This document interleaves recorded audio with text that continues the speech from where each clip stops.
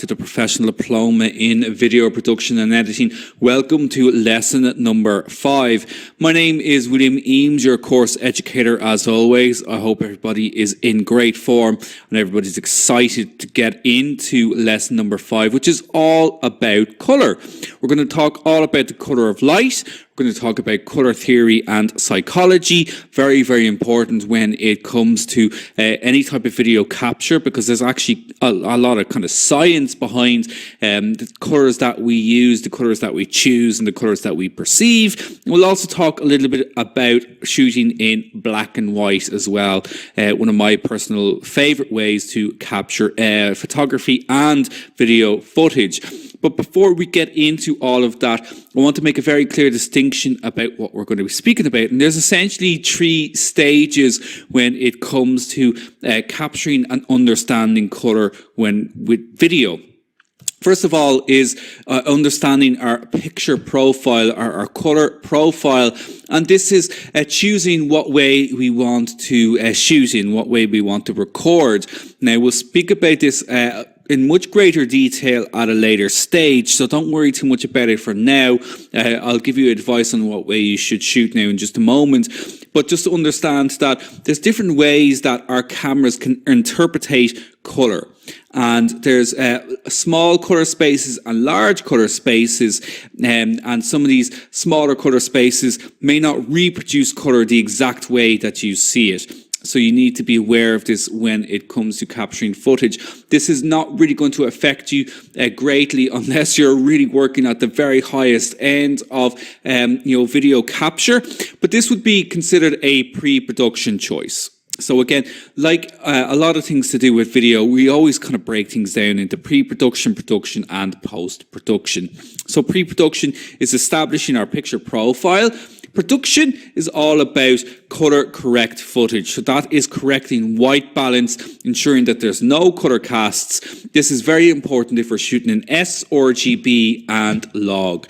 So sRGB is our standard red, green, blue, which is what I advise you to be videoing in at the moment. Log is a higher quality colour capture, but it takes a lot more work in the post-production stage, so it's a little bit beyond our level for the moment. So I recommend that you shoot in sRGB for now, but that's then important that we make sure that we set our white balance correctly, which we're going to have a look at now in just a moment. And finally then we have our colour grade footage, and this is all about editing the colours for a particular look or a particular style in post-production. So this is colour grading. This is what we do after we've captured our footage and we bring it into Adobe Premiere Pro or DaVinci and so on to edit the colours. Again, things we'll be looking at later stage. But it's important, first of all, that we choose our colour profile correctly, that we then get the white balance correct, and then we can make these creative decisions about what way we want to grade our footage at a post-production stage. So with all of that in mind, well, first of all, let's have a look at the colour of light. Really important to understand all about how light is captured within our cameras, and this absolutely goes for video and photography. Any type of digital image that you capture is going to be all about the colour of light. Light appears to us as the colour white. Okay, however, it's actually made up of many colours combined. And, I'm sure you're aware of this, particularly if you're a Pink Floyd fan, Dark Side of the Moon, you'll be very familiar with this, the prism.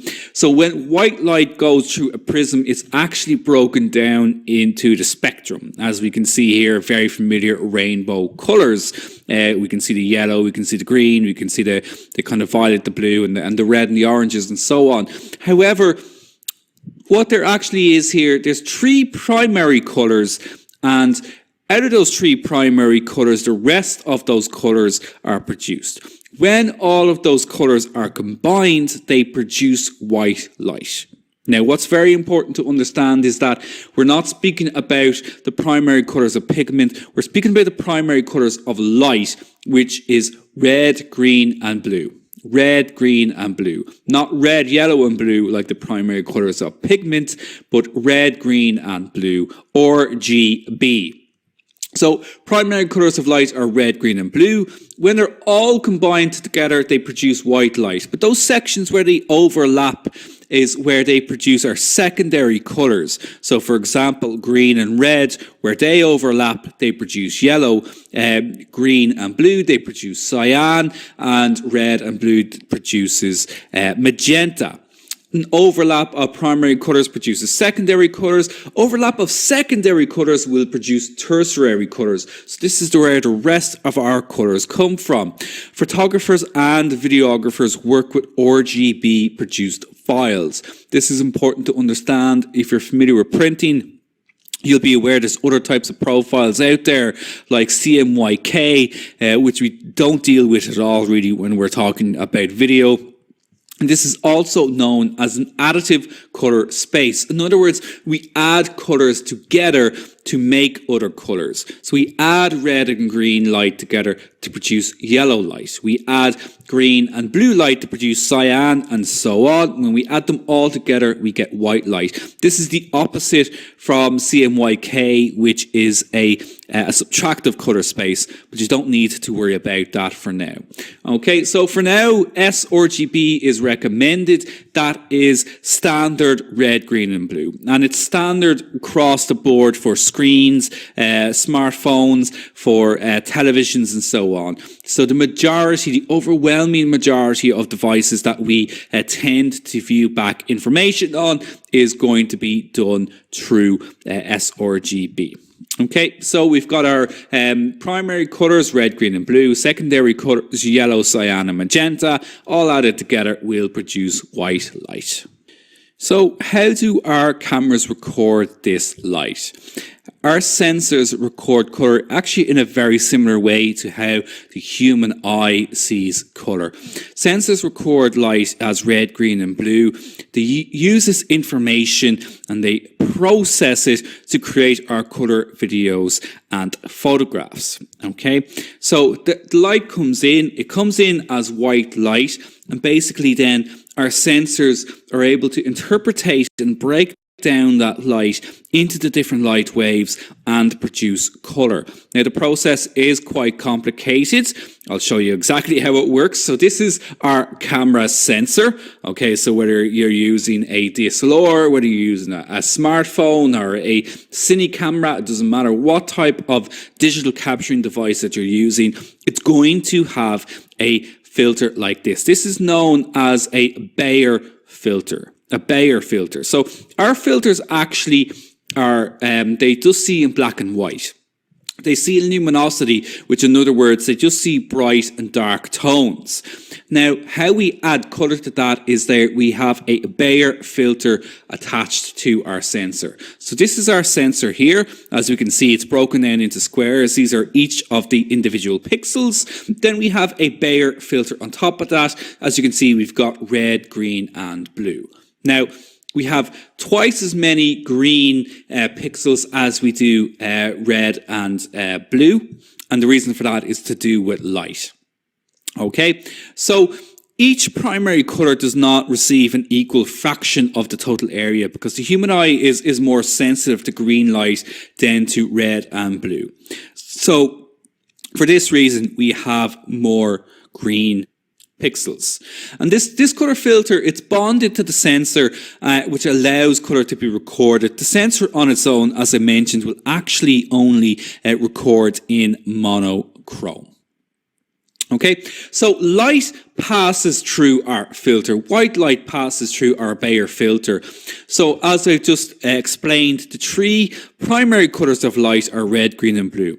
As they pass through our Bayer filter, if I use the red pixel, only the red light wave passes through. Only red light passes through and therefore red is recorded. Similarly then with our other colours, if green light passes through and is recorded onto the sensor. And finally then blue light passes through and is recorded onto the sensor. Now, how do you get the other colours? Well, our sensors are very, very clever as well, and indeed our cameras are very, very clever, and they do have algorithms within the cameras too, which works out the full colour for each pixel. So as I mentioned, when we add say for example, red and green, that produces yellow, the yellow color. So our image sensors, through an algorithm, will know if we have a lot of red and green in one particular area, that logically that color is going to be yellow. Okay, this process is known as demosaicing and is very, very complicated. We don't really need to know the exact ins and outs of it, but just understand that this is how our sensors work. They filter out the different light waves based on the color of the Bayer filter, and they produce all the colors that we need. Now, this is an incredibly complex bit of technology, and it's not without its flaws. And this is where color temperature comes into play. What is color temperature? Well, very simply put, color temperature refers to the color that white light casts. Color temperature changes from being very warm to being very, very cool and is measured in kelvins. So we experience this every single day. White light is not just white. White light will often have a particular color to it, and that color is going to be very warm, kind of down to orange to yellow, are going to be very, very cold to kind of a light blue to a very, very deep blue. And this is all to do with what is known as color temperature. And this has a big impact in how our images look, how our video looks when we are capturing or recording anything through a digital image sensor. Now, color temperature is not something that is unique to capturing digital imagery. Color temperature is something that comes from physics, and it's about the different temperature or the heat of a light source and the color that it emits. And it's measured on something that's known as the Kelvin scale, which was named after the person that discovered it. Now, basically, each light source will produce a different color temperature. Okay, so the difference is that as light changes, as the color temperature changes, it's going to change the color of the light. Okay, I think the best way to think about this is if you ever used a Bunsen burner when you're back in, say, high school or secondary school, you'll know that as you increased the temperature of a Bunsen burner, the colour of the light actually changed. And when the light got very, very hot, it actually went blue. Similarly, if you're a welder, if you ever do any kind of soldering or anything like that, if you use a very high temperature flame, it'll actually go blue. And that is to do with the colour temperature. Okay, so an image that appears warm to our eyes, so say like candlelight or perhaps something like a light bulb, actually has a very low color temperature. So somewhere in from about 1000 kelvins up to about 4000 kelvins, these tend to be much warmer colors. Images that have a very high color temperature will actually give us a very cold looking image. So for example, a clear blue sky, a very, very high Kelvin value, so it has a very, very cold look to it. What white balance tries to achieve is that it tries to give us neutral light, white light or daylight balance. Let's have a look at how that works. So say, for example, I take a photograph, just in this instance, we'll just use a still image for example, and I take a shot and it ends up being too cold. Now, initially to your eyes, this might look correct, but if you take a closer look, it is actually quite cool. There's a certain coldness to the look of it that we can see within the petals of this rose.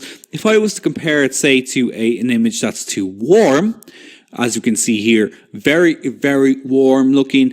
We've lost the kind of whiteness in the image altogether. It looks way too warm. There's a color cast on the image, and you're maybe seeing now the coldness of image number one. And then we'll finally have a look at what's known as neutral balance or daylight. Daylight is what we strive to achieve when it comes to white balance. We're trying to get something that is completely neutral. In other words, there's no color cast in the image or the footage that we capture. So now if we have a look at this neutral image, we can see here we still have white within the petals, but there's still a little bit of warmth within the green of the leaves here compared to that first image that's far too cold. And we can certainly see that the second image is too warm. Now, if we're talking about this in terms of kelvins, that first image actually has a higher color temperature compared to the image that's too warm, which has a lower color temperature. Now, when we are choosing white balance is trying to do exactly what it says. It's trying to balance the light. So let's have a look at this in action. So say we have, we're just going to take an image here and we're going to cross-section it using different white balance settings on our camera. So here we've got our color temperature scale going from our low to high. That's from left to right, starting off with our tungsten white balance setting.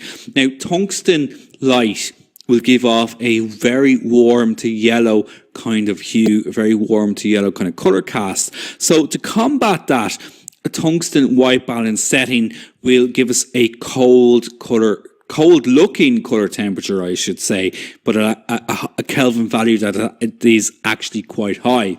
So when I use it in a situation, say where I'm photographing here in a daylight situation, it'll actually give me a very cool, cold looking image. However, if I was to use tungsten in its correct setting, a tungsten setting, a standard light bulb setting, it would give me a neutral color. Similarly then with fluorescent light, the same thing. It doesn't have a color temperature which is as warm looking as tungsten, but it will still give us a kind of a cool looking image. Daylight, as I mentioned, is exactly what our white balance is trying to achieve, which is a neutral light. Daylight is a neutral light. In other words, the light is white. We don't have kind of blue or orange tones in the image. We can go the opposite with our cloudy and with our shade here as well. So again, if we were to film in shade would typically to our eyes give us a very cool looking image or footage. So when we choose our shade setting, it adds a nice warm tone to it. Okay, so remember we're dealing with opposites here. Basically, though, we want to achieve daylight. We want to try and give a neutral look to the footage. Now, you can absolutely use white balance settings for a creative purpose as well, but I recommend that you try to achieve daylight for now, because we can always add white balance or color grading at a post-production stage. Now, let's talk about color cast. So I've said this a couple of times now. If you're not sure what color cast is, well, basically, it's when there's a dominant color, a dominant look to your footage or to your images, because of, say, an incorrect white balance setting. This is known as a neutral image. Now, it's obviously, we can see it's a little bit overcast here. It's also a little bit grainy as well, or a little bit noisy too. But the colours actually appear correct to our eyes, as if we were standing there at the time. If we were to capture a bit of footage and our white balance was incorrect, say we had our tungsten white balance selected, the tungsten is actually going to give us a very cool looking image. As we can see here, a little bit colder. We can identify that from the whites in the image. So white areas, you always want to try identify the white areas. It's easiest to identify the white areas when it's too cool. Here we've got the opposite. It's too warm. Now, it looks actually quite nice. You know, it looks like the sun is going down here. But if we were to look again at the white light, the whiter areas here, particularly where the sun is, we can see that it has a very strong orange color cast. Let's go to an extreme cool. Here we got a very, very cold image, as we can see here, very deep blue. And again, very, very cool light. This is a color cast. Now, there's different moods here with each of these as well. So when it comes to talking about it subjectively, you can make an argument that, okay, I like the warm one because it gives a different type of interpretation to the shot that I want to achieve compared to the cool version. However, if we're talking about it from a technical standpoint, neutral is what we're aiming to achieve. So how do we set white balance? Well, thankfully, it's actually quite straightforward. So the majority of cameras are going to have a bunch of preset white balance settings. So as you can see here, we've got auto, daylight, cloudy, shade, etc., depending on the white balance setting that you need. Auto white balance tends to do a very, very good job in nearly every single situation. So I do recommend that you use that setting, but you should always test, and make sure that you choose the right one for where you are filming. I mean, if you're doing something quite casual, the auto white balance is absolutely fine, but if you've got something a little bit more professional, you may want to choose one of these other settings, or you might want to set the custom white balance. So setting custom white balance is not as complicated as you may think. So we're just going to use a DSLR, a Canon camera for this instance, but this is going to be the same for any single type of camera that you're using. What you will need is a white piece of card to do this correctly. So your first step is you're going to select your custom white balance option from the menu. You have your subject or somebody to stand in holding a white piece of card. Okay, so as we can see here, very straightforward. Someone holding a white piece of card. You snap a photograph. You use the white balance from this image. It'll ask you use white balance from this image for your custom white balance. You select OK. Set to white balance to that. It goes to custom and you click OK. Now you've got the correct white balance. So by having a person hold a piece of white card, photographing it and then selecting that photograph, you can set the white balance from that image, and that means that your footage is now going to be white balanced until the light changes again. So as I mentioned, the aim with white balance is to make sure that we get a neutral image or neutral footage that's without any color cast. However, if you want to add, a kind of a mood to the shot, this is where color grading comes in. Again, it's important to reiterate the differences between the two of these.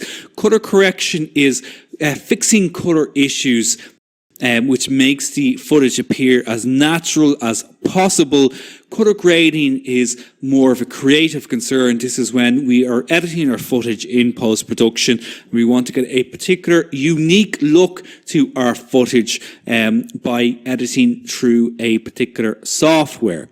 Now, color grading typically is done through a program like DaVinci, which we'll have a look at a later stage, and it allows us to really control a huge amount of settings when it comes to the brightness, the darkness, the amount, the saturation, the vibrance of color, and so on.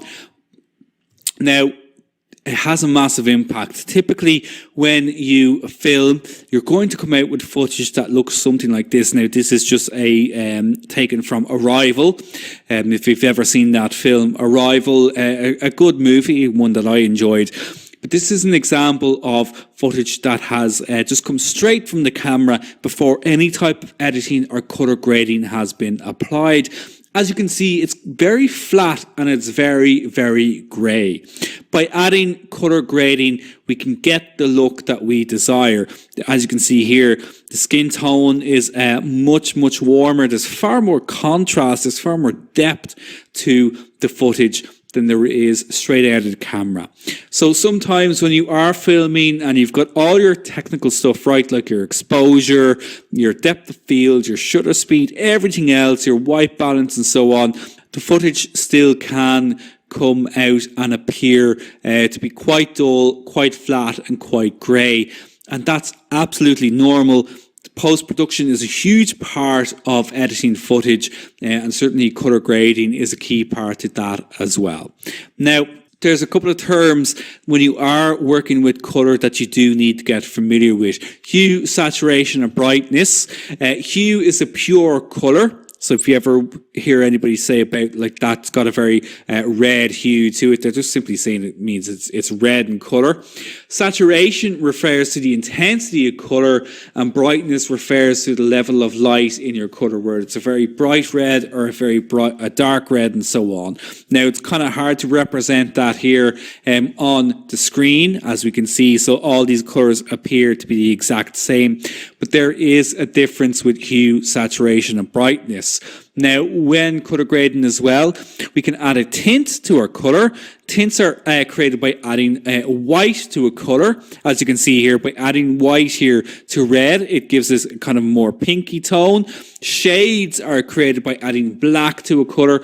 So if we want to add more shade, more depth to a color, we would add black to it. And then tones. Tones are created by adding grey to a colour. And tones are going to be very, very important, particularly when it comes to shooting in monochrome. Now, we will be looking at colour grading in much, much greater detail later on throughout this course, but it is useful information to have at this stage when speaking about colour, as you may come across these terms, and the terminology is very, very important to know and to understand. Now, so moving on to our next topic, let's look at colour theory and psychology, which is all about how we use colour within the footage that we capture. And certain colours work better together. This is the colour theory side of it. And certain colours have an influence and a meaning on us as well. That they give us a subconscious message. This is the psychological side of it.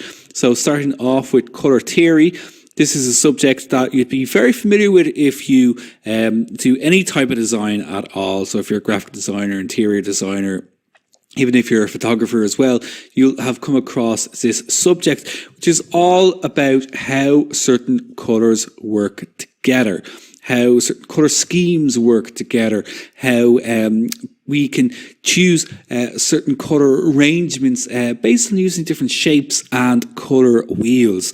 So starting off with some of the most basic ones that you'll come across with our standard colour wheel. Now remember, this is RGB, this is red, green and blue. Colour wheel, but there is also, of course, the red, green and yellow colour wheel as well. If you're working with pigment, doesn't matter which one you're working with, the rules, the same rules apply. So starting off with probably the most standard type of shape when it comes to the colour wheel is the triadic, which is basically three colours that work harmoniously together. In this case, as we can see, is red, green and blue. As you can see here, basically it's just equally spaced out on the colour wheel. So like using an equal space triangle here, you can see that we've got our red, green and blue. And, you know, using an image with these, or capturing footage with these primary types of colours, we should get something that's quite colourful and pleasing to the eye. If you want to keep things a little bit more basic, complementary, which is anything that's simply on the opposite hues on the colour wheel. So probably the most well-known one is our blue and yellow one here. You've got red and green as well, which would also be a very, very popular one as well. Any colours which are opposite hues on the colour wheel are known as complementary colours. And of course, you can, you know, use more than just these two colours. You know, you could have a couple of complementary colours working together. Then next we have analogous, and these are any colours that are beside each other on the wheel, and they can be used together. Now it's not just three; you can have as many of these as you like, really. A good example, however, you know, if you think of kind of autumnal types of scenes, you know, you typically would use these kind of three colours: red, orange, yellow, maybe a little green in some circumstances as well. And they work very, very well together. So any colours that you're kind of working with this way are known as analogous. Then we've got triadic. And triadic is a similar idea, I suppose, to our split, or to our complementary, I should say. This is a rectangular shape. It has four colours. Typically, it'll have two warm colours and two cooler colours. Like in this instance, we've got our kind of cyan and our green would be usually more kind of cooler colours. And then we've got our kind of a purple, magenta and an orange. And all four colours would work well together. And then we have our split complementary. And again, this is very a similar idea to our complementary, except we're adding in an extra colour. And again, we usually would have one kind of warm colour and two cool colours, or perhaps one cool colour and two warm, and so on. So split complementary. And then finally, we have a monochrome. And monochrome involves using one colour, but using different hues of it. As you can see here, we've got slightly different hues of red. Monochrome, it's a term you may have heard before, but it doesn't just refer to black and white. Monochrome is a term that we use when we have basically a single colour, but different shades of that colour within the scene. And it can be very, very effective when used correctly as well. So, as we can see here, we've got different shades of red here. So we'd have a red monochrome image in this particular instance. Now, with colour theory, we can then begin to use this to understand how different colours work together to give us really visually stunning shots. But this is also where colour psychology comes into play.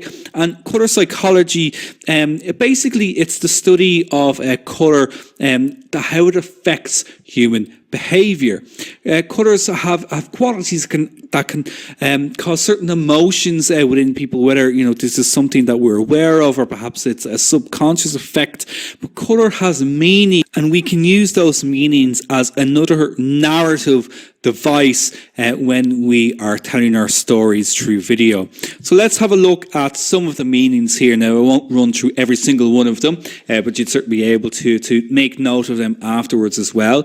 Red, really, really good example, probably one that we're all familiar with. Red represents anger, but it can also represent passion, desire, strength, power, heat. So, as you can see here, a lot of things that kind of have a lot of energy within them.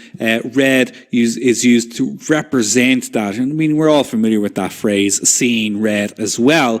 Next, we've got orange, humor, energy, balance, warmth. Very, very important one. Now, with these colour meanings as well, these are not just limited at all to video. These are just kind of, in regards to colour in general. So, if you're thinking about doing a little bit of graphic or anything like that as well, these would absolutely apply to graphic design and so on, any type of design too.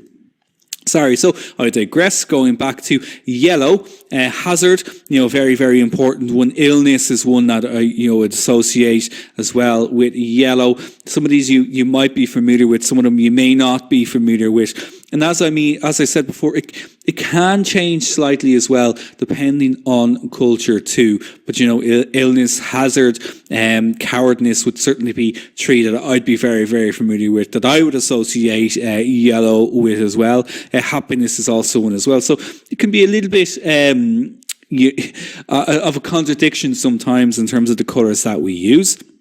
We've got green. So green, health. Very, very important one when using green. Nature, obviously as well, very much associated with green. Jealousy, inexperience. So a huge amount of meaning there as well. Moving on, so obviously a huge amount of these to look at. I won't go through every single one of them. Blue, depression, is one that obviously would be associated a lot with blue. Tranquility, calm, peacefulness, also used with blue as well. So another very, very strong colour, quite a contrast to red. Then we've got pink, pink, love, innocence, Childishness, though, as well, would be one that's often associated with pink too. Pink is actually also a colour of friendship as well, which I haven't got listed there too. But pink roses are typically associated. Giving pink roses is to do with friendship. Purple. Royalty is one that comes up quite a lot with purple, and royalty actually it's kind of an interesting one when it comes to purple, because you'll often hear that phrase, they have blue blood, and what they actually meant was purple. Purple is a royal colour, but they never had... The word purple actually didn't exist in the past, so when they talked about purple, they used the word blue. So when they said blue blood, they actually meant purple. So there you go. There's an interesting fact for you as well. Then we've got brown. Brown is an earthy colour. Is the one that I would absolutely associate when it comes to brown. Then we've kind of got more of extreme colours like black, so black here, power again, which we also associated with red, but sadness and remorse.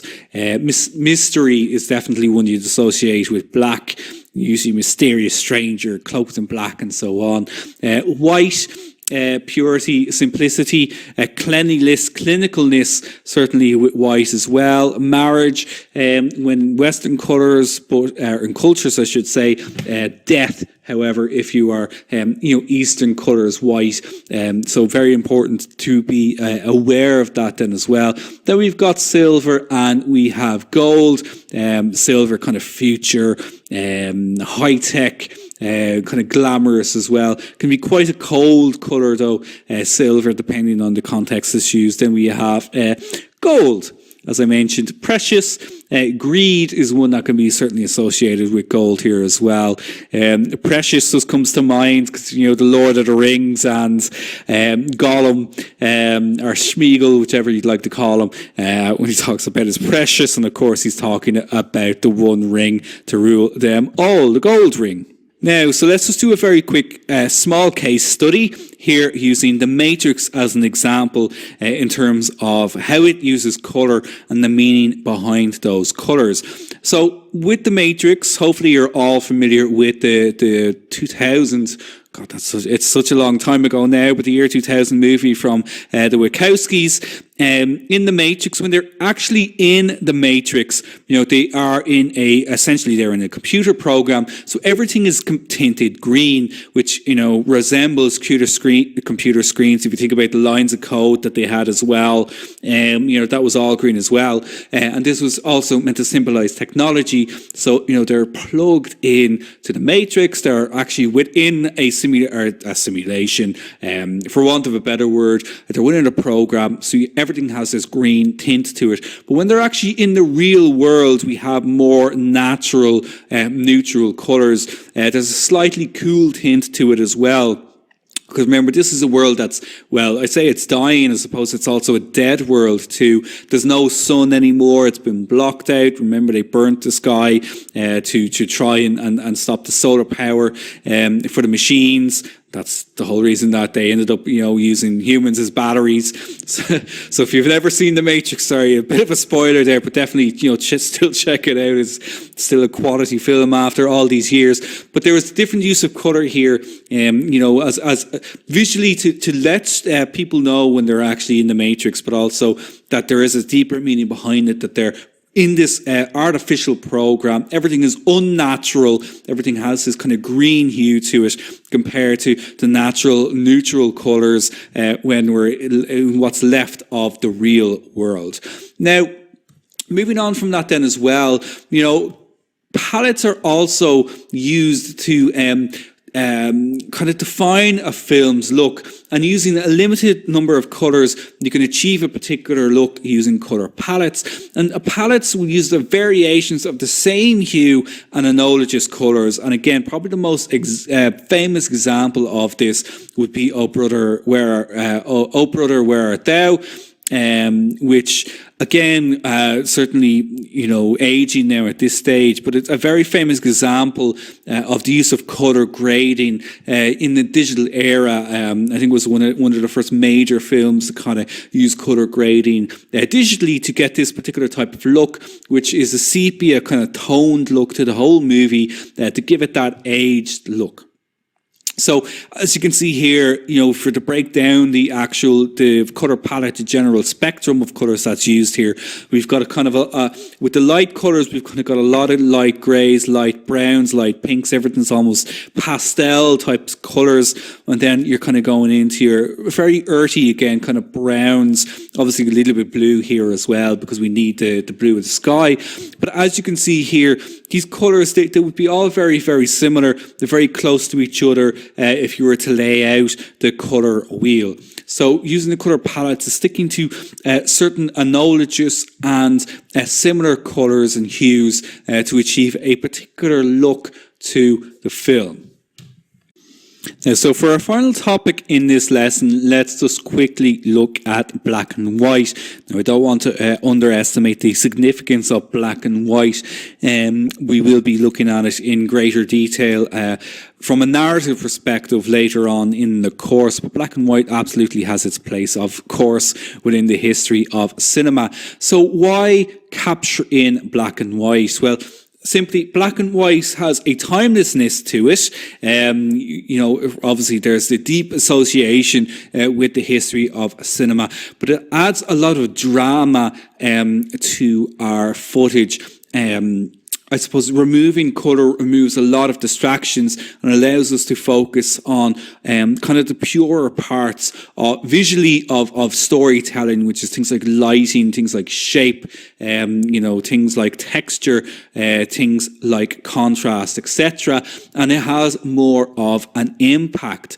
So before we have a look at some, ways of getting strong black and white footage, it is very important, first of all, to understand exactly what tone is. So when we remove colour, all we're left with is tone. Here we have red, so from light to dark, and here you can see the different shades, and as you can see here, we've got kind of, pale red, almost pink, going into dark red, almost a deep type of burgundy.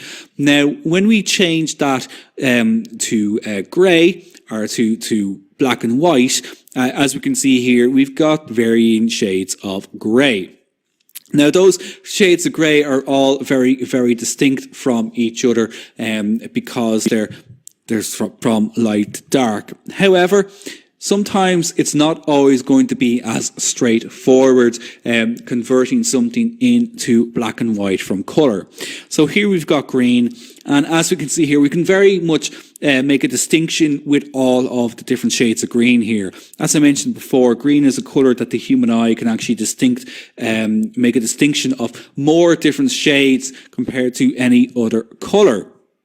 Now, pay attention then to those shades, the kind of more neon types of greens here, the very bright greens that we see on the right side of the square. If we convert this into black and white, we can see that these shades are almost identical. Similarly, with the darker squares in the middle, you can see that they're almost identical as well. This can create a problem when you are converting something that looks great in colour into black and white.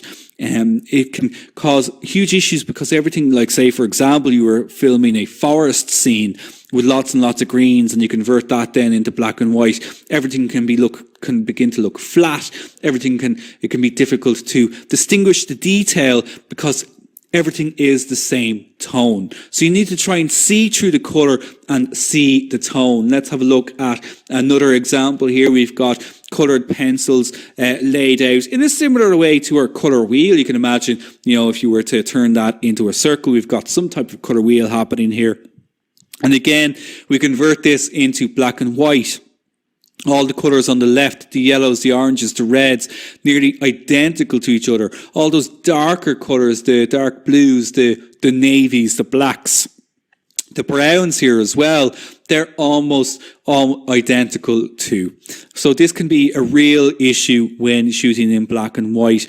So it's important to try and, if you're capturing things in colour, when you are converting into black and white, to be very conscious, be very, very aware that this is something that you may need to overcome. Within post-production, you may need to do what's called tonal separation, which is adding contrast to your footage to separate these tones more. So if you've captured your kind of raw or your footage straight from the camera, everything's looking a bit grey, it's probably because of this reason, but it can be solved. Now, what makes good black and white footage? Well, there's 5 things to be aware of, which are lighting, contrast, texture, shape, and form. Perhaps the most important is going to be lighting and contrast. So lighting, an example here from Schindler's List, as we can see here, a bit of light here on Liam Neeson's around his eyes in particular. We can also see a catch light within his eyes as well, to really highlight what he is looking at. Okay, what he is seeing happening, kind of the horror and the things that he is, seeing. The light is done in such a way that it really just captures and focuses our attention on his eyes. So lighting, a very, very powerful example of it here.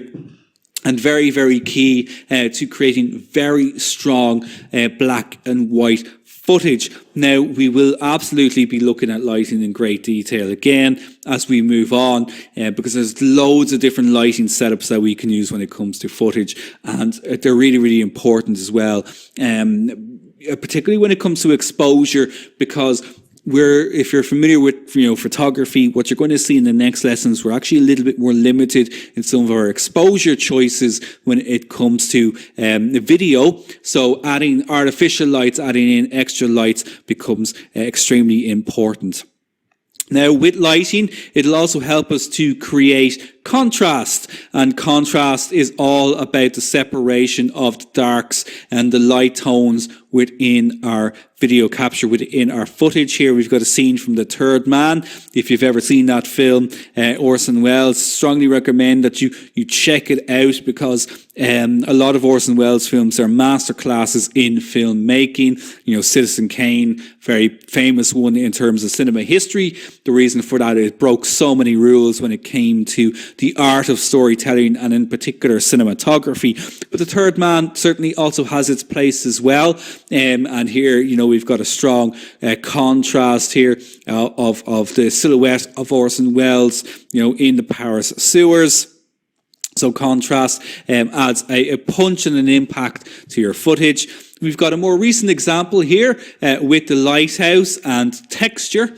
So there's a certain kind of grittiness, a certain kind of quality to the lighthouse. If you've ever seen it, a ruggedness, for these two kind of lighthouse keepers. The lighthouse with their faces, the kind of, the character of them and their faces. There's a lot of texture, even in the clothes that they wear.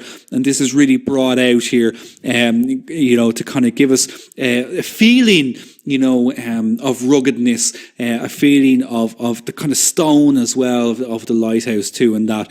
So texture, really, exaggerated within black and white footage. Here we've got a Third Man example again. This is all about shape. Now we've also got a Dutch angle kind of going on here to help us with the uneasiness too. But as you can see here, we've got kind of strong shapes as well, strong square and triangular shapes too. Which kind of just lead our eyes. So you've got a lot going on here actually in terms of contrast, shape, leading lines, lighting as well. Everything here being combined to give us this really kind of uneasy shot here. This kind of chase happening through the sheet. This kind of chase happening through the streets. And then finally we have form. And form is all about configuration. Form is all about the beauty of things and how they're made up, or people and how they're made up. And we've got great examples here within this shot from Roma. So obviously we've kind of got a shape here, a shape of family is what we have here. It's the form and it's the configuration of family as well. but each of the people have their own kind of beauty as well, how they're made, their bodies, who they are too. So form is all about the configuration, to simply put, the beauty of a thing or a person or, as we can see here, a group. Now, indeed, that is the end of this lesson. So let's just have a quick check-in on our skills progression. So this is where we left off in the previous lesson.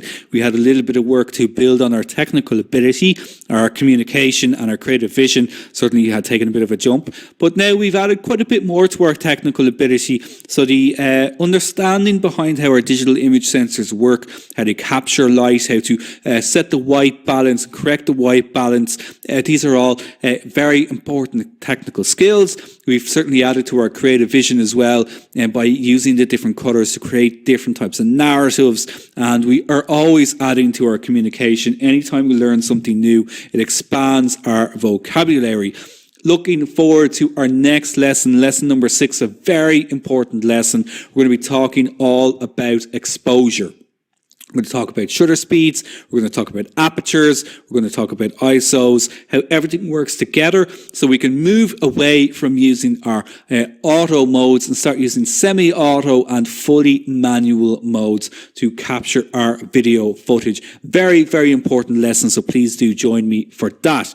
Now, a reminder as well, you can always catch up on your lessons at any stage in your members area through the app or on the website. You can watch recordings, or if you really are falling behind, you can change your class date and time, or if possible, or if you need to, you can restart the entire course schedule.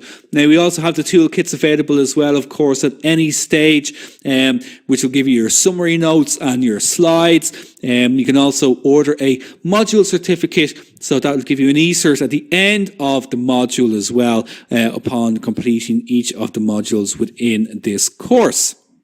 Now, we also, of course, offer memberships if you're thinking at this stage about moving on to modules 2, 3 and 4.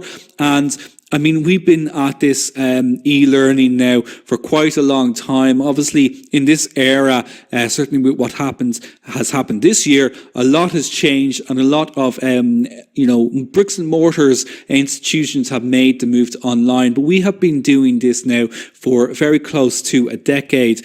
And we're all about upgrading your skills and helping you to either change career or advance your career as well. So we offer many different types of membership packages, which I'm sure that you have come across now through your emails and your SMSs. And we believe that you can build your own credentials and design your own learning and develop a multitude of skills. So I'm sure many of you have looked well beyond this video course. You may have looked at photography, which would be a great one to do alongside of this, because it just helps you to further develop your visual skills. Perhaps you're looking at doing a little bit of marketing as well, to help set yourself up as a multi-talented videographer that can offer a lots of different options to your clients. So we have lots of different plans to suit your needs and indeed to suit your pocket as well. So 3 months is very, very popular to just finish out this course, to complete modules 2, 3 and 4. However, if you are planning on doing some more courses with us, it's well worth looking at the 6 month to give yourself more time. And indeed, if you're looking to save your pennies as best as possible, the best value is the 12 month, which will give you plenty of time to complete lots of different courses here with us within Shaw Academy. Now, so just before we finish off and sign off for today, I'd like you to capture a video using a warm tone or a cool tone or in black and white. So it's your choice whether you want to do one using warm tone, cool tone or in black and white, just a short clip using warm or cool or in black and white, and post that onto Instagram, Twitter or Facebook, hashtag Shaw Video. So well done on completing lesson number 5. Just 3 lessons left. I'll see you all back here again very, very soon for lesson number 6. So until then, thank you so much and look after yourselves. Bye bye.